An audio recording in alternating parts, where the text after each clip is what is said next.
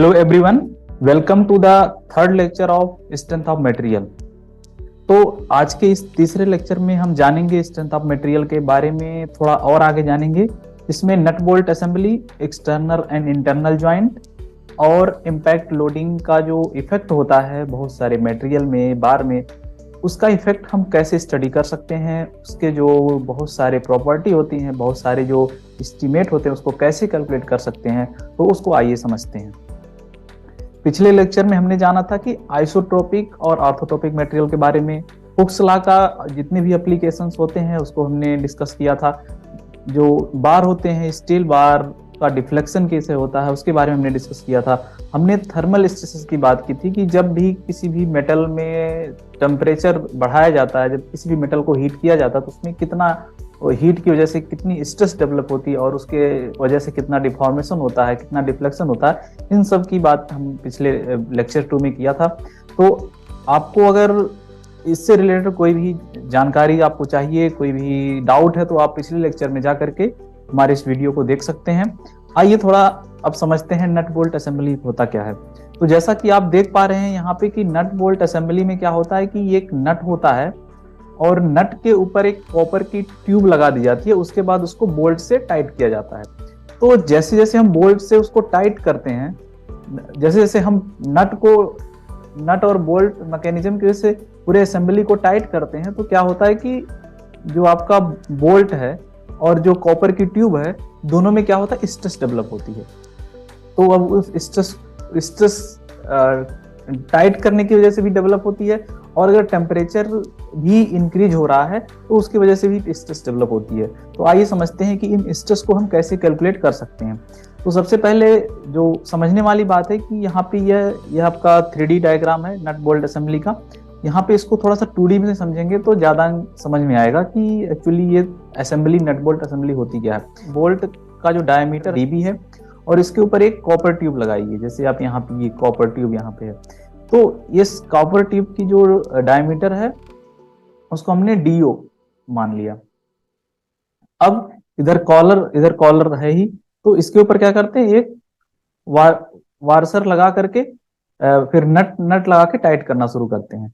तो अब हम सबसे पहला समझते हैं, जैसे यहाँ पे इंटरनल डायमीटर, आप यहाँ से इसका पूरे असेंबली का ये इंटरनल डायमीटर हो गया और ये पूरे असेंबली का एक्सटर्नल डायमीटर हो गया। तो अब हम आप अगर एरिया जो कॉपर ट्यूब है उसकी एरिया निकालना है, तो कॉपर ट्यूब की एरिया कितनी हो जाएगी, π/4, जो आउटर डायमीटर है, और जो इनर डायमीटर उसका यूज करके आप एरिया ऑफ कॉपर ट्यूब निकाल सकते हैं।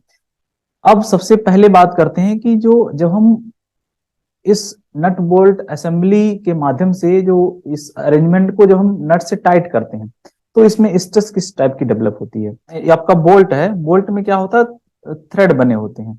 तो हमने मान लिया कि जो मिनिमम थ्रेड डिस्टेंस है, जिसको पिच बोलते हैं, वह P है।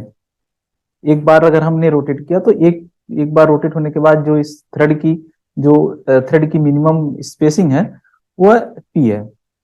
अब इसको जैसे जैसे हम टाइट करेंगे तो n टाइम्स हम इसको टाइट करते हैं।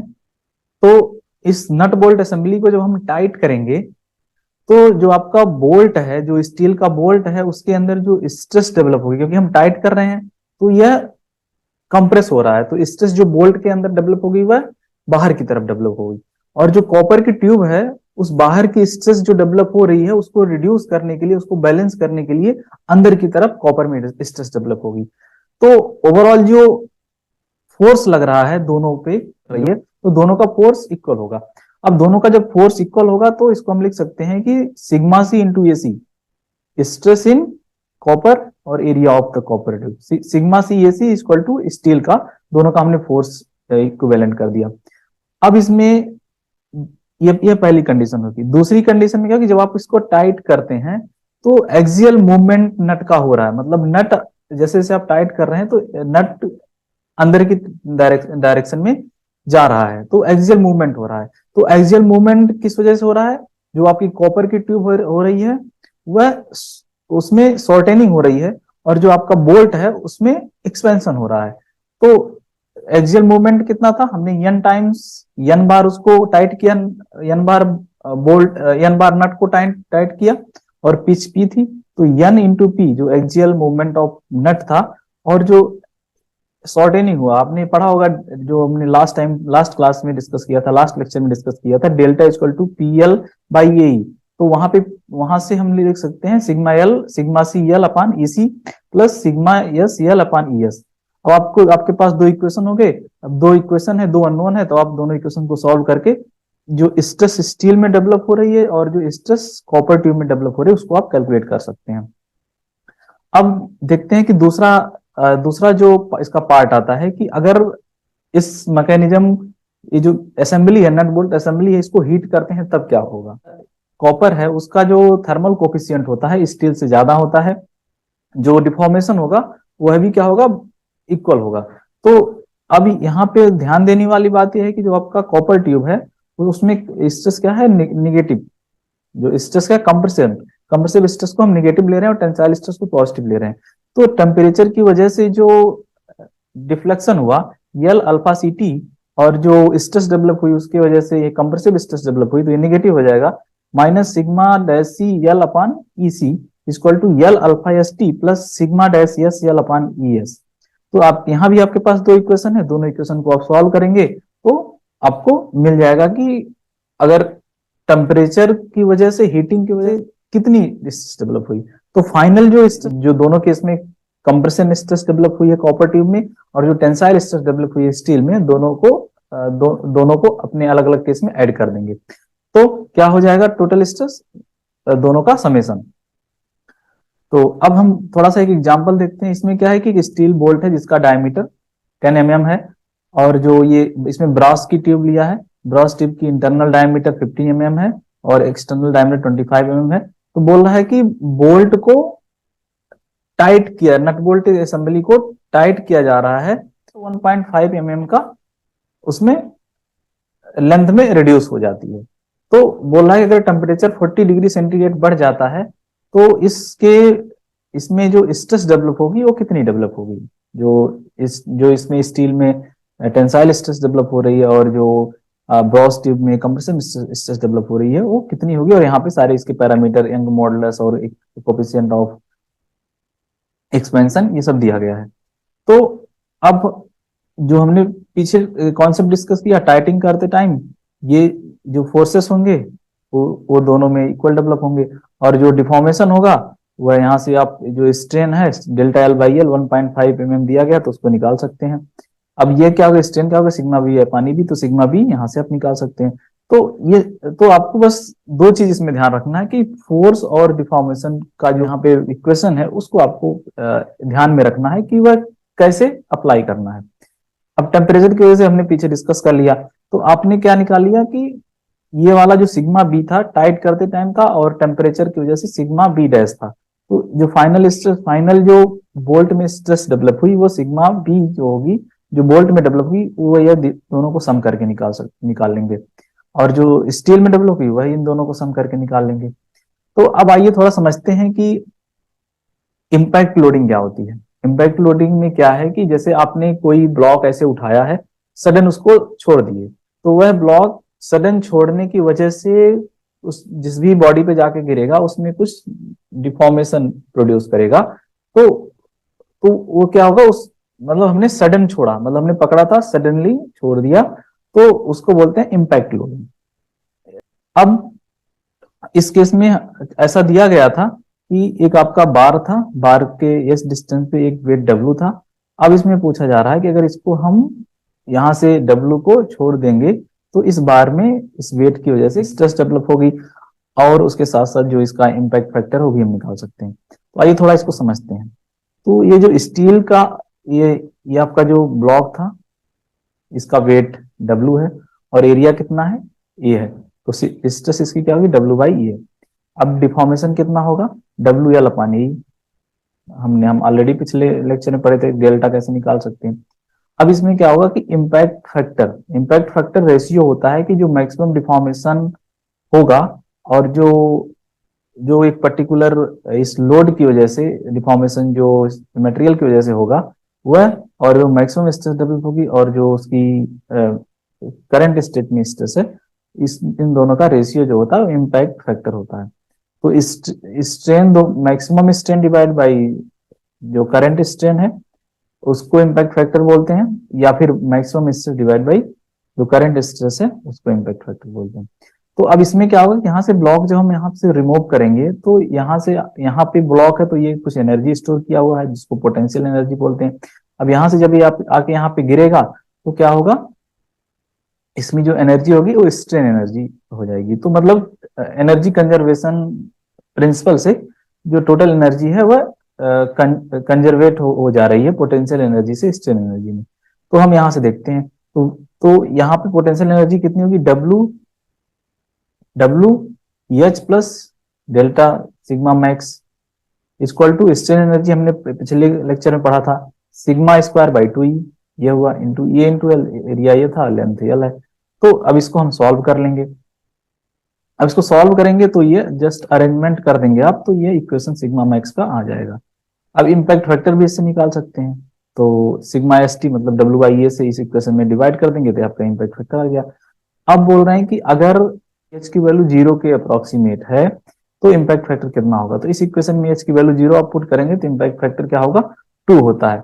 अब इसका एच का मतलब कि 0 क्या था, जैसे यहाँ से यहाँ पे डब्ल्यू था तो डब्ल्यू से डब्ल्यू यहाँ ब्लॉक का वेट डब्ल्यू है, इसको आप यहाँ से छोड़ेंगे तो यह एच डिस्टेंस ट्रेवल करने में कुछ टाइम लगेगा। तो इसका मतलब कि वह उतना सडन इस पे नहीं गिर रहा, लेकिन अगर एच की वैल्यू टेंडिंग टू 0 होगी तो इसको क्या बोलते हैं, सडन इम्पैक्ट।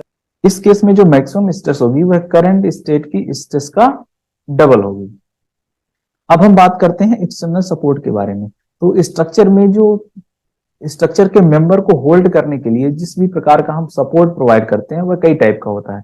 जैसे फिक्स सपोर्ट होता है, हिंज सपोर्ट होता है, रोलर सपोर्ट होता है, गाइडेड रोलर सपोर्ट होता है। तो ये जो सपोर्ट्स हैं वह 2D लोडिंग और प्लेन स्ट्रक्चर के केस में होता है। तो जब भी आपको प्लेन स्ट्रक्चर की बात की जाएगी तो उसका मतलब 2D स्ट्रक्चर की बात की जाएगी। जब आपको स्पेस स्ट्रक्चर की बात है उसका मतलब वहां पे 3D लोडिंग है, 3D टाइप का उसमें लोड है। अब जैसे आप यहाँ पे मेंबर को देख पा रहे होंगे, इस मेंबर को यहाँ पे क्या कर दिया गया है, यहाँ पर फिक्स कर दिया गया है। अब इसको ऐसे फिक्स किया जा रहा है तो इसको हम थोड़ा सा इस तरह समझते हैं। तो ये एक टाइप का कैंटिलीवर बीम है, इसको यहाँ पे फिक्स कर दिया है। अब आप जब इस पे लोड लगाएंगे तो उसमें कौन कौन से रिएक्शन डेवलप होंगे। तो आपका जैसे यह आपका यहाँ से आपने इस मेंबर को फिक्स कर दिया, इस पे आप जब लोड लगाएंगे तो जब लोड लगाएंगे तो ये फिक्स होगा तो क्या होगा कि इस लोड को अपोज करेगा। तो उसके केस में क्या होगा, यहाँ पे वर्टिकल फोर्स डेवलप होगा। अब इसको अभी ये मेंबर क्या है कि पूरा फिक्स है तो इस डायरेक्शन नीचे की तरफ भी जाएगा तो उसमें एक हॉरिजॉन्टल रिएक्शन भी आएगा, और यह रोटेट हो रहा है तो उसको बैलेंस करने के लिए एक मूवमेंट लगेगा। तो फिक्स सपोर्ट यहाँ पे जो डेवलप हो रहा है वह horizontal and vertical reaction develop होगा और movement in Z direction develop होगा। हिंज सपोर्ट में क्या होता है, 2 टाइप के फोर्स डेवलप होते हैं, एक हॉरिजॉन्टल और एक वर्टिकल। हिंज के केस में हॉरिजॉन्टल और वर्टिकल रिएक्शन डेवलप होते हैं जो इसके डिफॉर्मेशन को कंट्रोल करते हैं। अब रोलर सपोर्ट में क्या होता है, रोलर सपोर्ट में जो आपका मूवमेंट है वो एक ही डायरेक्शन में अलाउ होता है, वर्टिकल डायरेक्शन में यह एक रिस्ट्रेन होता है। अब हम थोड़ा सा इसको और समझते हैं कि ये गाइडेड रोलर क्या होता है। गाइडेड रोलर में क्या है कि एक पाथ में, एक पर्टिकुलर पाथ में आपका स्ट्रक्चर एक डायरेक्शन में मूव होगा। इसका मतलब कि इसमें जो जो रिएक्शन एक्स डायरेक्शन में वह 0 होगा और वाई डायरेक्शन में एक जो आपका, जैसे इस केस में आप देखिए तो एक्स केस में क्या होगा, रिएक्शन 0, क्योंकि इधर एक्स केस में एक्स डायरेक्शन में वह मूव कर सकता है, वाई केस में इसको रेस्ट्रेन है और इसमें एक मूवमेंट इसको लगेगा जब भी इसमें यह नीचे की तरफ जाएगा। तो गाइडेड रोलर में ये वाला केस आ जाता है। तो इसको हम जैसे इस तरह के जो बहुत सारे फ्रेम होते हैं, जैसे इस टाइप के स्ट्रक्चर में, तो यहाँ पे ऊपर और नीचे तो ये यहाँ पे 2 गाइडेड रोलर लगे हुए हैं। तो ये गाइडेड रोलर इसको इस डायरेक्शन में मूव करवाते हैं, लेकिन ऊपर नीचे भी नहीं जा सकता, और जब इसमें कुछ इधर लोड लगेगा तो इसमें मूवमेंट भी डेवलप होगा। 3D सपोर्ट भी 2 टाइप का होता है, फिक्स सपोर्ट या बिल्ट इन सपोर्ट, और दूसरी category hinge support, ball soccer joint.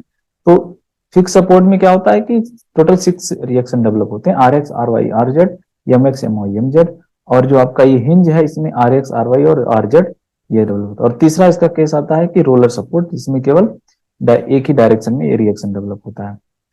अब दूसरी बात करते हैं ज्वाइंट, इंटरनल ज्वाइंट। जैसे आपके हाथ हैं, हाथ की जो उंगलियां हैं वह कहीं ना कहीं एक जगह पर ज्वाइंट होती हैं, उसी प्रकार जो स्ट्रक्चर होता है, जो आपकी वेल्डिंग होती है, उसको भी इंटरनली ज्वाइंट किया जाता है। इंटरनली ज्वाइंट करने की मैकेनिज्म होती है। तो उस वह ज्वाइंट रिजिड ज्वाइंट होता है, पिन ज्वाइंट होता है और इंटरनल रोलर ज्वाइंट होता है।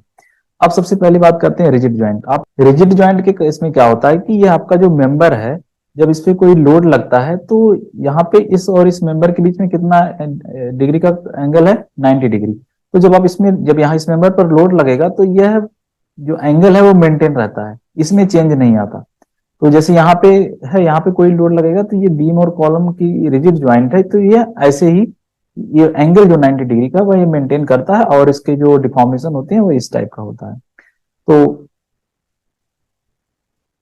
और नेक्स्ट बात करते हैं पिन ज्वाइंट। पिन ज्वाइंट में क्या होता है कि जब आप इस पे लोड लगाते हैं तो यह जो यह मेंबर क्या होता है कि अब अलग अलग नेचर से डिफॉर्म होता है। मतलब कि ये ज्वाइंट क्या होगा, ये नीचे की तरफ जाएगा तो यहाँ पे अलग अलग डिफॉर्मेशन होता है। तो इस केस में पिन ज्वाइंट या इंटरनल जो पिन ज्वाइंट है, इंटरनल ज्वाइंट, इसके केस में ये 90 डिग्री का जो एंगल होता है ये मेंटेन नहीं रहता। तो आपने लोड लगाया तो ये 60 या फिर उससे कम, जैसा भी आप लोड लगाएंगे उसके हिसाब से ये भी है, उसके हिसाब से ये डिफॉर्म हो जाएगा। अब तीसरा केस आता है इंटरनल ज्वाइंट। इंटरनल ज्वाइंट के केस में क्या होता है कि इंटरनल ज्वाइंट के केस में यहाँ पे एक इंटरनल ज्वाइंट लगता है। तो इंटरनल ज्वाइंट का जो, जैसे ये बी पॉइंट बी है, तो इंटरनल ज्वाइंट में क्या होता है, एक्सियल फोर्स जीरो होता है, बेंडिंग मूवमेंट भी जीरो होता है, और जो यहाँ पे शियर फोर्स होता है वो एग्जिस्ट करता है। वर्टिकल जो डिफॉर्मेशन पॉइंट बी पे होगा वही वर्टिकल डिफॉर्मेशन पॉइंट सी के केस में होगा। तो यहाँ पे लेकिन जो रोटेशन होगा बी पे और सी का वह इक्वल नहीं होता। तो अब जैसे कहीं कहीं पे हमने इसको, हम इस रिप्रेजेंटेशन को हम लिंक के माध्यम से भी रिप्रेजेंट कर सकते हैं। जैसे आपका ये मेंबर था, ये मेंबर था, इसको हम लिंक के माध्यम से कनेक्ट कर दिए, तो इसका ये वाला रिप्रेजेंटेशन और ये वाला रिप्रेजेंटेशन सेम होता है। हमने ऑलरेडी बात कर लिया कि इंटरनल हिंज के केस में लिंक जो यहाँ पे हम लगाते हैं उसकी वजह से क्या होता है, केवल एक्सियल फोर्स होता है और बेंडिंग मोमेंट क्या होता है, जीरो होता है। अब इसको प्रैक्टिकल एग्जांपल में कहाँ देख सकते हैं, तो जैसे आपने बहुत सारे वॉल में, बहुत सारे कनेक्शंस में ऐसा देखा होगा कि इस टाइप का कुछ कंक्रीट पैनल प्रोवाइड किया जाता है। तो यह जो होता है यह आपका इंटरनल हिंज का एक एग्जांपल है। अब हम बात करते हैं स्टेबिलिटी। स्ट्रक्चर की स्टेबिलिटी होती क्या है, स्ट्रक्चर की स्टेबिलिटी को कैसे हम मेजर कर सकते हैं, तो उसके कुछ कुछ पॉइंट होते हैं जो आपको पता होना चाहिए। तो जब 2D लोडिंग के केस में एक्सटर्नल स्टेबिलिटी को देखते हैं तो जो बॉडी है, जो सपोर्ट है, सपोर्ट पे किसी भी प्रकार का जो डिस्प्लेसमेंट है, बॉडी डिस्प्लेसमेंट, वह नहीं होना चाहिए। इसका मतलब delta X equal to delta Y equal to delta Z. जो स्टैटिक स्टेबिलिटी के केस में क्या होता है, एक्टिव फोर्स रिएक्टिव फोर्स के बराबर होता है, और यह कंडीशन अप्लाई होनी चाहिए। Summation of force in X direction equal to zero, summation of force in Y direction equal to zero, और summation of movement at at at point Z equal to zero होनी चाहिए।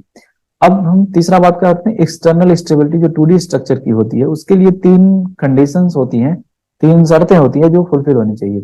जो force है वह non parallel और non concurrent होना चाहिए। तो नॉन पैरेलल और नॉन कॉन्करेंट का मतलब क्या है कि फोर्स पैरेलल नहीं है और उनका जो एक्ट कर रहे हैं वह किसी एक पॉइंट पर एक्ट नहीं कर रहे हैं, उनका जो एक्शन ऑफ लाइन है वह अलग अलग जगह पर है।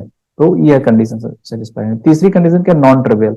नॉन ट्रिवियल का मतलब क्या है कि जो भी आपका फोर्स किसी स्ट्रक्चर पे लग रहा है, स्टेबिलिटी के लिए उसमें कुछ सपोर्ट होनी चाहिए और कुछ मूवमेंट होनी चाहिए। अगर ये 3 कंडीशन फुलफिल कर रही है तो इसका मतलब क्या है कि आपका जो 2D स्ट्रक्चर है वो एक्सटर्नली स्टेबल है। तो अब हम जानते हैं कि एक्सटर्नल स्टेबिलिटी होती क्या है। एक्सटर्नल स्टेबिलिटी को कैसे हम जान सकते हैं, तो कोई भी स्ट्रक्चर वो एक्सटर्नली डिटर्मिनेट तब होता है जब उसके सभी फोर्सेस रिएक्शन को हम इक्विलिब्रियम इक्वेशन से जान सकते हैं। हाँ, इक्विलिब्रियम इक्वेशन हमने यहीं पर बात कर लिया था, ये तीनों हैं, इसको इक्विलिब्रियम इक्वेशन बोलते हैं। तो जितने भी किसी भी स्ट्रक्चर के जितने भी एक्सटर्नल सपोर्ट रिएक्शन है उसको अगर हम इस इक्विलिब्रियम, स्टैटिक इक्विलिब्रियम के यूज से हम अगर फाइंड कर सकते हैं, जिसका मतलब हुआ स्ट्रक्चर क्या है, एक्सटर्नली डिटर्मिनेट है। Externally determinate determinacy DSE equal to RE minus E. RE क्या होता है, जो रिएक्शन है, और E equal to number of equilibrium equation है। अगर ये DSE इक्वल टू 0 है, इसका मतलब आपका स्ट्रक्चर एक्सटर्नली डिटर्मिनेट और स्टेबल है। अगर आपका ये स्टैटिक इंडिटरमिनेंसी ग्रेटर देन 0 है, इसका मतलब कि जो आपका जो स्ट्रक्चर है वो इंडिटरमिनेट है और स्टेबल है। लेकिन आपकी ये एक्सटर्नल इंडिटरमिनेंसी है, अगर ये लेस देन 0 है तो आपका स्ट्रक्चर जो है एक्सटर्नली अनस्टेबल है। अब अगर इस इक्विलिब्रियम इक्वेशन का यूज करके आप केवल जो आपके स्ट्रक्चर के जो केवल इंटरनल फोर्स हैं उनको आप फाइंड कर रहे हैं, तो उसको बोलते हैं इंटरनली डिटर्मिनेट।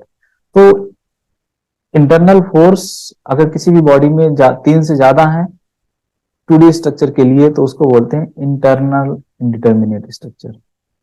अब हम बात करते हैं कि स्ट्रक्चर की एनालिसिस कैसे करते हैं। The influence of loading on the various structural member can be studies to find the external and internal reaction. Such a procedure is called analysis. तो लोडिंग का जो इन्फ्लुएंस है बहुत जो स्ट्रक्चरल मेंबर पे, उसको अगर हम एक्सटर्नल और इंटरनल रिएक्शन को फाइंड करते हैं, तो उसको इस प्रोसीजर को बोलते हैं एनालिसिस। तो कंपैटिबिलिटी कंडीशन जो है वह एरिया, यंग मॉडुलस और मोमेंट ऑफ इनर्शिया पे डिपेंड करती है किसी भी पर्टिकुलर मेंबर की। इसलिए जो इनडिटरमिनेट स्ट्रक्चर होते हैं उनको सॉल्व करने के लिए, उनकी एनालिसिस करने के लिए हमें उस पर्टिकुलर स्ट्रक्चर की मेंबर की एरिया और यंग मॉडुलस और मोमेंट ऑफ इनर्शिया की जरूरत होती है। अब नेक्स्ट लेक्चर में हम बात करेंगे शियर फोर्स और बेंडिंग मोमेंट के बारे में, कि शियर फोर्स और बेंडिंग मोमेंट को कैसे रिप्रेजेंट करते हैं, कैसे कैलकुलेट करते हैं, उसका हमारे स्ट्रक्चरल जो मेंबर्स हैं, जो हमारे मटेरियल हैं, जो बहुत सारे स्टील रॉड्स हैं, उसमें क्या इंपॉर्टेंस है। कुछ कुछ बातें यहाँ पे कर लेते हैं जो काफी इंपॉर्टेंट है। तो हमने इस 3 लेक्चर्स में, लेक्चर 1, 2 और 3 में सारे कंटेंट को हिंदी में आसान तरीके से समझाने का प्रयास किया है। इसकी आवश्यकता मुझे इसलिए लगी क्योंकि कभी कभी क्या होता है कि जब आप नए नए बीटेक में जाते हैं और नए नए इस स्ट्रेंथ ऑफ मटेरियल को करते हैं, तो जो स्टूडेंट हिंदी बैकग्राउंड के हैं या जो भी स्टूडेंट इंग्लिश बैकग्राउंड के हैं, फिर भी उनका सारा कहने के लिए इंग्लिश बैकग्राउंड होता है, उनकी सारी स्टडी हिंदी में होती है, तो उनको जो कनेक्ट करने की जो प्रोबेबिलिटी है वो थोड़ा सा कम होती है। तो यह वीडियो उन भी स्टूडेंट्स के लिए काफी इंपॉर्टेंट है जो एकदम बेसिक से स्ट्रेंथ ऑफ मटेरियल को जानने का प्रयास कर रहे हैं। क्योंकि जब आप एक बार स्ट्रेंथ ऑफ मटेरियल के कॉन्सेप्ट को अच्छे से समझ जाएंगे, तो आपकी जो लैंग्वेज है, आप उस लैंग्वेज में इस चीज को एक्सप्रेस कर पाएंगे।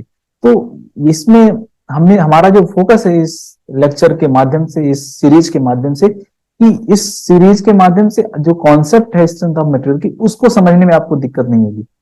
लेकिन फिर भी अगर कुछ कुछ लगता है, कहीं कहीं कॉन्सेप्ट लगता है कि आपको ये चीज समझ में नहीं आ रही है, तो आप कमेंट करके हमें कमेंट कर सकते हैं।